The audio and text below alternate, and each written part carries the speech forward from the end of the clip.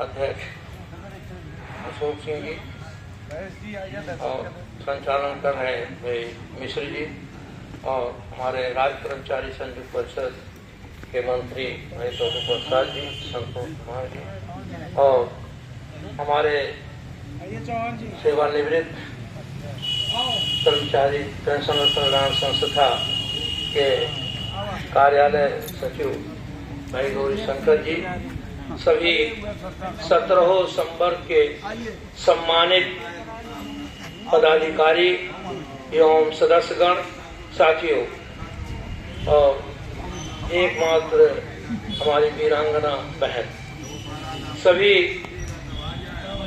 को मैं बताना चाहता हूं। अभी बताया कि इसके पहले हमारे मिश्र जी ने बताया था कि ट्यूबवेल विभाग, इसी तरह से तमाम विभागों को, स्वास्थ्य विभाग, तमाम विभागों के कर्मचारियों को, उस वक्त मैं अध्यक्ष था राज्य कर्मचारी संयुक्त परिषद का, और 7 विभागों को बहुउद्देशीय कर्मी बना करके पंचायती राज में कर दिया गया था और उनके पदों को समाप्त कर दिया गया था, सब रिजाइन घोषित किया गया था।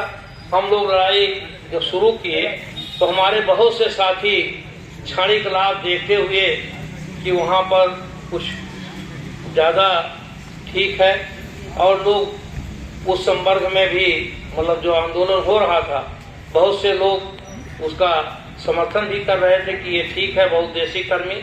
लेकिन हम लोगों ने यही कहा कि जो संवर्ग मृत घोषित किए गए हैं, ये बहुत बड़ी आज के नए हमारे जो आने वाली पीढ़ी है वो हमें माफ नहीं करेगी।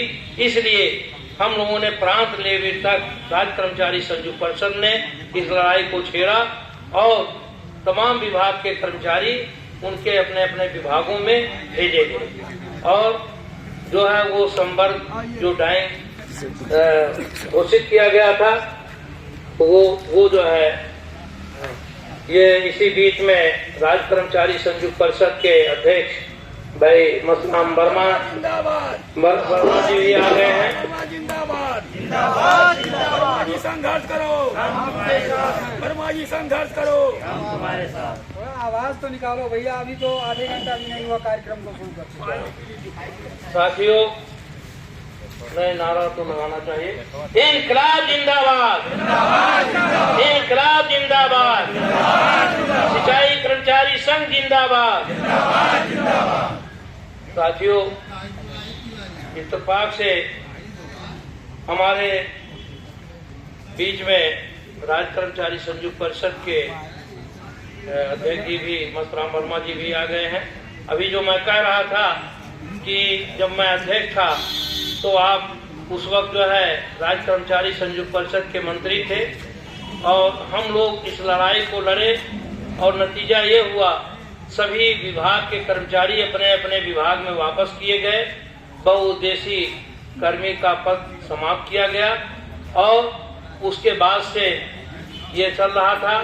लेकिन फिर इधर जो हमको पता चला, अभी भाई अशोक सिंह जी ने और सुभाष चंद्र मिश्र जी ने हमसे अवगत कराया कि जो है कल की मीटिंग है, तो हमने कहा भले हम रिटायर हो गए हैं, लेकिन क्योंकि जो सरकार की जो नीति है, इस नीति के खिलाफ हम हैं।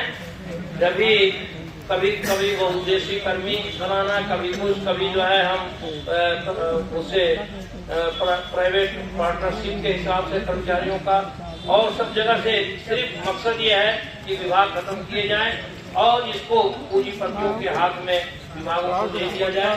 और तमाम विभाग ये भी जा रहे हैं, विभाग की बात आई, वो लोग हमेशा लड़ते ही रहे, लेकिन धीरे धीरे उनको कई हिस्सों में बांटा गया, फिर ऐसा किया गया। साथियों, चूंकि हम रोडवेज में थे, उस वक्त भी हम लोग उसके भुक्तभोगी हैं। 71 तक हम लोग गवर्नमेंट रोडवेज में थे। उस वक्त सरकार ने और लाभदायी बनाने के लिए निगम बना दिया। उसके बाद से रोडवेज की हालत दिन ब दिन गिरती गई और वो विभाग आज टूटने के कगार पर है। और कब तोड़ दिया जाएगा, कब पूंजीपतियों के हाथ में बेच दिया जाएगा, उसे कहा नहीं जा सकता। उस वक्त लुभावना नारा दिया गया कि आपको 100 रुपया जो है एक्स्ट्रा दिया जाएगा, लेकिन बाद में वो भी खत्म कर दिया गया और हर चीजों में हेक किया गया। हम लोग खैर किसी तरह से लड़ाई भिड़ाई करते हुए पेंशनर रह गए और आज जो स्थितियां हैं हर जगह हर तरह से आपकी सुविधा को दिखाते हुए कि हम और लाभदायी बना रहे हैं, इससे और ज्यादा फायदा होगा। जनता को भी बताया जा रहा है इससे फायदा होगा। जनता भी अपनी इस बात को नहीं समझ रही है। जब ट्यूबवेल बंद हो जाएंगे, ट्यूबवेल नहीं रहेंगे तो सिंचाई नहीं होगी, खेती प्रभावित होगी। अभी बताया हमारे पूर्व वक्ता साथी ने कि ये विभाग लाभ का विभाग नहीं है, बल्कि सरकार जनता को सुविधा देने की उद्देश्य से भी सिंचाई का आह्वान करती है। इसलिए आप लोग लड़ें और जब जब कर्मचारी एकजुट होकर के लड़ा है उसको कामयाबी मिली है। हम आपको भले हम रिटायर हैं, जो भी आंदोलन होगा, जहां भी जनशक्ति की जरूरत होगी, हम आपके साथ कंधे से कंधा मिलाकर चलने के लिए तैयार हैं। जरूरत पड़ी तो हम आपके साथ जेल भी जाएंगे, क्योंकि हमको इन सब चीजों से को डर नहीं लगता।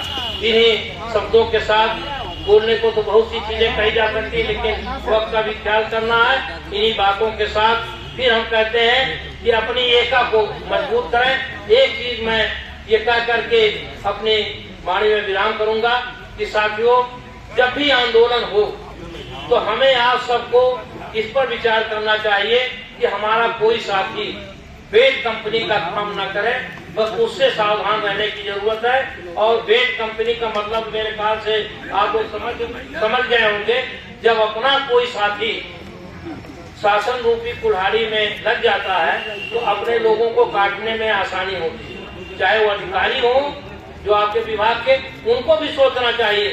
जब ये कर्मचारी नहीं रहेंगे तो ये एचसीएम कहाँ से रहेंगे, सुपरिंटेंडेंट इंजीनियर कहाँ रहेंगे, चीफ इंजीनियर कहाँ रहेंगे, इनकी क्या जरूरत होगी प्राइवेट आदमियों से वो काम कराने। साथियों, जैसे ये पेड़ है, मोटा सा पेड़ है, इस पेड़ को अगर आप कुल्हाड़ी से काटना चाहें तो उसको काटना बहुत मुश्किल होगा, लेकिन जब उसकी पतली सी टहनी उस कुल्हाड़ी में पेड़ के रूप में लग जाती है तो मोटा पेड़ ढाने में कोई दिक्कत नहीं लगती है, काट दिया जाता है। इसी तरह से हम आपको सावधान रहने की जरूरत है कि हमारे बीच में कोई साथी अगर बेट कंपनी का काम कर रहा हो तो उसको समझ, क्योंकि बहुत से लोग हैं इसमें कहते हैं सरकार अच्छी है, बहुत अच्छा काम करती है, तो उनको ये बताइए कि जो भगवे नहीं रहेगा तो कैसे आप कह रहे हैं क्या आपके लिए चाहिए। इन्हीं शब्दों के साथ हम अपने वाणी में फिर आह्वान करते हुए कि आप लोग एकजुट होकर के लड़ें, जीत अवश्य होगी। इन्हीं शब्दों के साथ जय हिंद, जय संगठन और जय